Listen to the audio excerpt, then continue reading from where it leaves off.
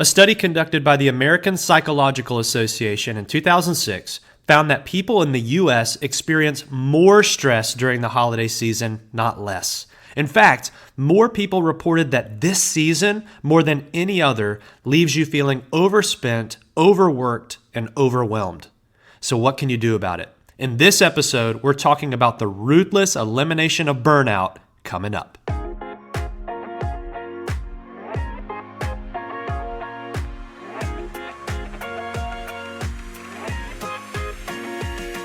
Well, welcome back to the Living Sent podcast. My name is Justin Wester. I'm your host. This is episode 20, the ruthless elimination of burnout. And the title credit has got to go to my dear friend, John Mark Comer. I'm just kidding. I've never met John, but John, if you are listening, thank you for the ruthless elimination of hurry. That is a wonderful, wonderful book. And I'm so glad you're listening this month. If you're new to the podcast, I want to let you know that we release a new episode on the first Wednesday of each month with the purpose of helping you live like an everyday missionary in your household, your neighborhood, workplace, and city. My promise to you is that I will work really hard to produce content that you find valuable and ultimately that helps you live sent. And if you do find it valuable, I want to encourage you to leave a rating and a review. Last month, I shared that my goal for this year was to have 30 reviews on the Living Sent podcast. And so I want to ask you this, will you help me reach my goal? That would be a tremendous gift to me. So I wanted to say just a big thank you in advance for taking just a few minutes out of your day to do that. And I did want to let you know that my book, Living Sent, Discover How Everyday Habits Make an Eternal Difference. It is going on sale this holiday season. So both the paperback version and the ebook version will be half off through Christmas, but only through my website at justinwester.com. So if you haven't purchased one yet, or if you'd like to purchase one, maybe for a friend, now is the perfect time. And a little later in this episode, I'm going to share a coupon code for you to use at checkout so you can get your version of Living Sent at half off. So stay tuned. All right, so let's jump into new content for this month. The holiday season, more than any other time of year, has the potential to produce burnout. Why? You know this. There's usually more stress at work. You're trying to wrap things up before the end of the year. You may be working overtime for a little extra money. Then there's the shopping, which can just get crazy by itself. You're purchasing gifts for family and friends. Then there are the events and the parties. And not only are you trying to attend them, you may actually be hosting some of them, organizing some of them, and then decorating for these things yourself. And then on top of all that, there's the commercialism craze and just the general desire for everything to be perfect. Does that sound familiar? I'm sure you've been there. I certainly have. And so the question that we're really addressing on this episode is, how can you ruthlessly eliminate burnout during this season so that you can actually celebrate and savor every single moment? Here are a couple ideas. Number one, pursue intimacy over activity. Pursue intimacy over activity. It is entirely possible to do amazing things for God and not be intimately connected to Jesus.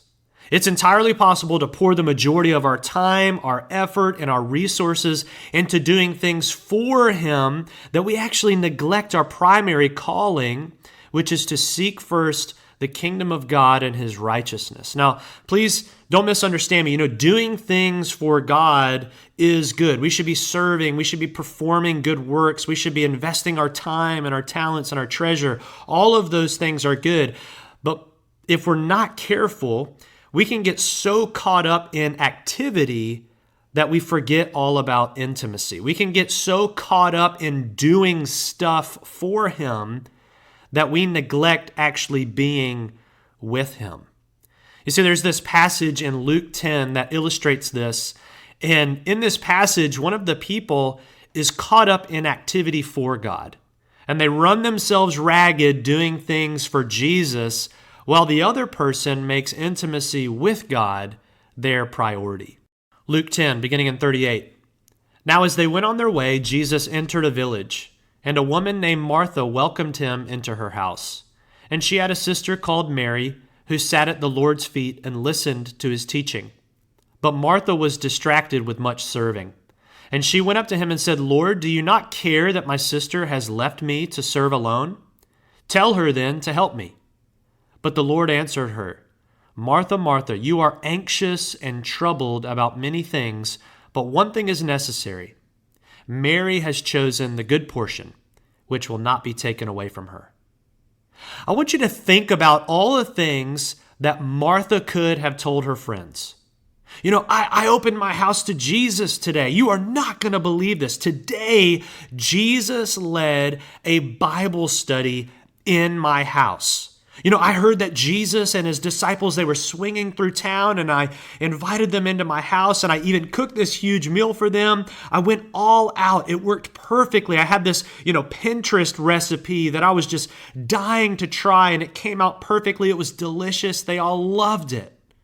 Wow, her friends would have said, it's like, man, that is really amazing, Martha. Well, let me ask you this. What was it like to sit at his feet? What was it like to just be there with him? I've heard that just being in Jesus' presence leaves you just feeling alive. Oh, I guess I don't really know. Wait a second, what do you mean? What was it like to be that close to the Messiah? What did he say to you? Surely something in his lesson must have resonated with you. She might have said something like, well, come to think of it, I didn't really spend that much time with him. I was kind of caught up in what I was trying to do for him. Maybe you should talk with my sister, Mary. Taking a hard look at our lives can reveal what you are truly pursuing. And if you don't, you can run right by Jesus. You can actually miss the main thing. And to experience the kind of life you really want, pursue intimacy with Jesus, not merely activity for Jesus. So let's take a quick test. In John Mark Comer's book, The Ruthless Elimination of Hurry, he suggests that we all have a disease called hurry sickness.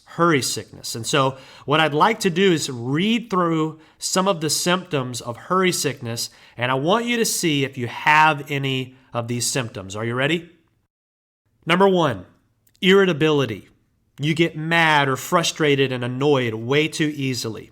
Number 2, hypersensitivity. Small comments and inconveniences throw your day off. Number 3, restlessness. When you actually do try and slow down to rest, you just simply can't. Number 4, workaholism. You don't know how or when to stop. Number 5, emotional numbness. You don't have the capacity to feel another's pain. Number 6, out of order priorities. You feel disconnected from your identity and your calling. Number 7, lack of care for your body. You don't have time for the basics, which is like a healthy diet, exercise, 8 hours of sleep. Number 8, escapist behaviors. So when you do try to do something life-giving, like you turn to your distraction of choice, which could be overeating or drinking, excessive video games, binge watching Netflix, pornography, scrolling through social media. Number 9, slippage of spiritual disciplines. When you feel like you have too much to do, the first thing you eliminate are the things that would truly revive you, which would be Bible reading, prayer, silence, worship. And then finally, number 10, isolation. You just feel disconnected from God. You feel disconnected from others, and you might even feel disconnected from your own soul. So my bet is that most everyone listening could check at least one of those boxes, myself included. So to ruthlessly eliminate burnout, pursue intimacy over activity. Hey everybody, just a reminder that my book Living Sent is half off this season, but this deal is only available through my website at justinwester.com. If you'd like to purchase your paperback version or your ebook version, simply head over to my website and use the code SENTXmas23 to get yours today. That's SENTXmas23. SENTXMAS23 to get yours today. Now back to the episode. So here's the second thing. Think integration over addition. Think integration over addition. And I probably know what you're thinking right now. I don't have any time to add one more thing to my already overloaded schedule. And friends, I'm right there with you. It seems like every person I speak with, myself included, feels this way. We have demanding jobs. We have busy family lives. We have packed weekends and house repairs and ball games and that quick getaway and then church on Sundays. And then adding one more thing, or even thinking about adding one more thing, just seems like way too much to bear. But are you ready for some good news? Take a deep breath in, deep breath out. Here it is. You don't have to add a single thing to your life to begin living sent. You don't have to add a single thing to your life to begin living sent. Listen to what Deuteronomy 6:4-9 says. It says, "Hear, O Israel, the Lord our God, the Lord is one. You shall love the Lord your God with all your heart and with all your soul and with all your might. And these words that I command you today shall be on your heart. You shall teach them diligently to your children, and shall talk of them when you sit in your house and when you walk by the way and when you lie down and when you rise. You shall bind them as a sign on your hand, and they shall be as frontlets between your eyes. You shall write them on the doorposts of your house and on your gates." Friends, this is the epitome of integration. You see, the Lord did not want the nation of Israel to add this commandment to their life. He wanted them to integrate it into the very fabric of their lives so that it permeated every single thing they did. So here's my point. Living sent is not an add-on. It's something that we can integrate into the space that we currently have, and that's really the beauty of it. So here are some practical ways to begin integrating living sent into your life. Number one, I want you to look at your schedule.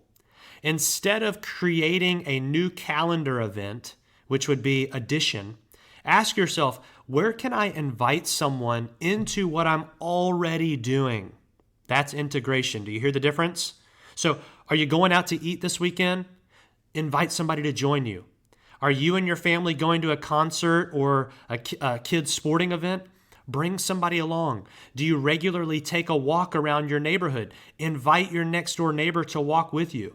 Don't believe the myth that you have to add something to your schedule to begin living sent. Take a look at your schedule first. Number two, look at your spheres of life. So often we like to think of life in spheres or in categories. We have our home category, our work category, hobby sphere, faith sphere. We've got our social life category, and on it goes.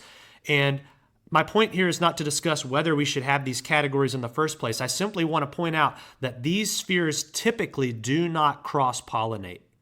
And what I mean by that is this: the people we spend time with in one category generally don't mingle with the people in our other spheres of life.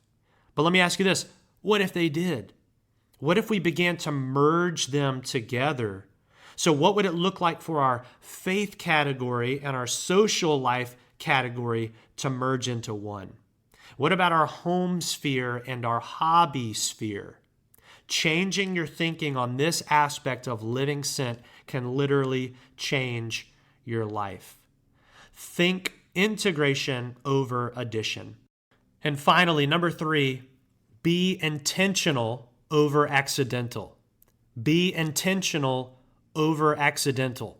You know this to be true in other areas of life.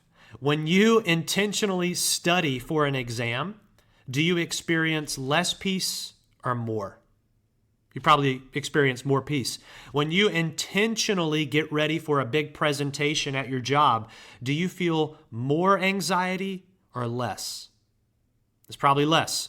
When you are intentional with your time, with your family and your friends, is it more meaningful or less? It's probably more.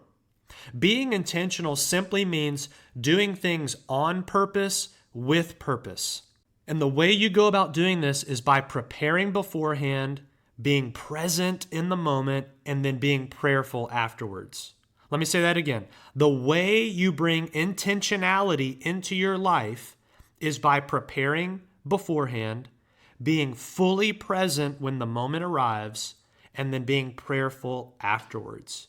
When you do those things, I can promise you that you will be more intentional with your time, your money, and your energy this season. So are you going to let this season burn you out? No. No, you're not. Why? Because the Lord has not called you to that. As a follower of Jesus and as a child of God, that's not who you are. So instead, you're going to pursue intimacy over activity. Instead, you're going to think integration, not addition. Instead, you're going to be intentional and not accidental. And because of all that, you can ruthlessly eliminate burnout. Friends, I know the Lord has something amazing in store for you this holiday season and some incredible opportunities for you to live sent. My prayer is that you take advantage of each one of them as they come your way, relying on God through every single moment. Remember, you don't have to live sent, you get to. We'll see you next time.